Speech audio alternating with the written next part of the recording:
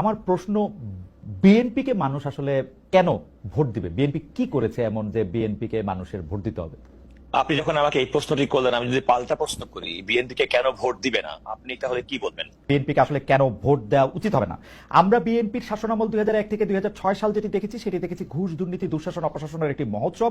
দুর্নীতিতে চ্যাম্পিয়ন হতে দেখেছি আমরা বিএনপিকে। 10টা কষ্টের প্রবেশ দেখেছি, বিরোধী দলের নেতার সমাবেশে গ্রেনেড হামলা দেখেছি, তত্ত্বাবধায়ক সরকার ব্যবস্থা ধ্বংস করে একজন মাত্র বিচারককে প্রধান বিচারপতি এবং তত্ত্বাবধায়ক সরকার ব্যবস্থা প্রধান রাখার জন্য সংবিধান পরিবর্তন করতে দেখেছি।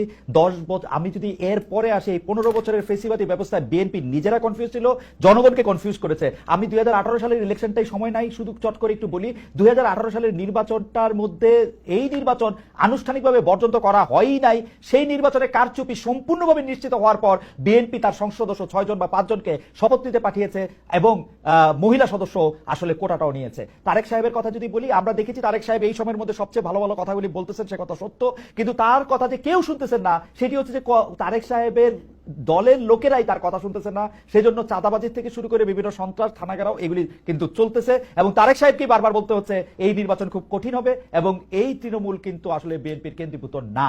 এই হচ্ছে আমার মানে 1 মিনিটে ঊর্ধ্বর সাথে আমি যতটুকু বলতে পারলাম বললাম।